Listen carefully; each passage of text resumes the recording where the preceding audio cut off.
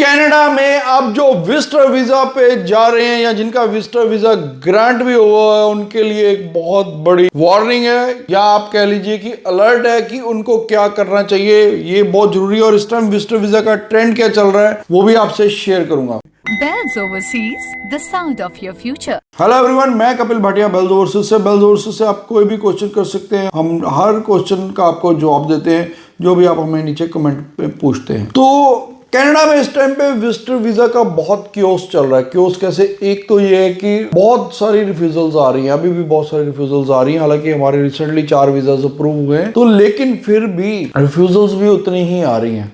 तो मैं कहूँ कि पीछे से सक्सेस थोड़ी सी बेटर हुई है, लेकिन आज की डेट में मैं कहूँ तो 50% से ज़्यादा रिफ्यूजल्स हैं, तो इसलिए क्योस जारी है। सेकेंडली क्या हो रहा है कि जिनका विजिटर वीज़ा लगा हुआ है लेकिन वो ट्रेवल नहीं कर रहे हैं, तो उनके लिए ये अलर्ट है कि उनको वहाँ पर एयरपोर्ट पे क्वेश्चनिंग की जा रही है, उनका वीज़ा भी कैंसिल किया जा रहा है और उनको इंटरव्यू के लिए भी बुलाया जा रहा है। तो ये आपको ध्यान रखना है।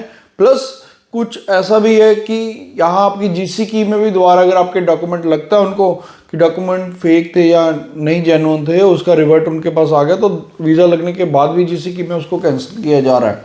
तो अब ये ध्यान रखने की जरूरत है, सबसे ज़रूरी बात कि अगर आपका विजिटर वीज़ा लग गया है तो आप एक बार जरूर ट्रैवल कर ले, कनाडा ट्रैवल करके आए, उन्हीं डेट्स पे जाएं अगर हो सके। तो नहीं है तो ये मत हो कि आपका वीज़ा लग गया, आप 6 महीने साल तक गए ही नहीं है, तो फिर उसके बाद आपके पास वैलिड रीज़न होना चाहिए वहाँ पर कि आप क्यों नहीं पहले गए थे, अब क्यों ट्रैवल कर रहे हैं, आपके सर्कमस्टांसेस में अब क्या चेंज आ गई, आपके फाइनेंशियल सर्कमस्टांसेस में क्या चेंजेस आई हैं। तो इसका आप पहले से ही सोच के चले। अब होता क्या है कि पहले तो आपसे एयरलाइन वाले ही क्वेश्चनिंग करते हैं, उसके बाद आप जब वहाँ जाते हैं तो इमिग्रेशन वाले भी आपसे क्वेश्चनिंग करते हैं, वो भी आपको ग्रिल करते हैं। तो इसलिए आप अपनी तैयारी पहले से करके चले। और सेकेंडली विजिटर वीज़ा पे जो भी आप अपना अगर कोई पैकेज वगैरह करते हो तो उनको अवॉइड करें, क्योंकि आपको नहीं पता उन्होंने क्या डॉक्यूमेंट लगाए क्या नहीं, तो आप क्या क्वेश्चंस का वहाँ पर आंसर्स दोगे।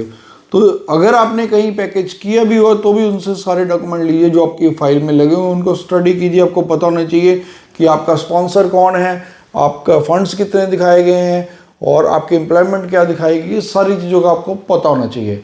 फिर भी अगर आपका कोई क्वेरी है, क्वेश्चन है, तो आप हमें नीचे कमेंट कर दीजिएगा, हम कमेंट का हम आपको रिप्लाई करते हैं। Thanks for watching. Bells Overseas, the sound of your future.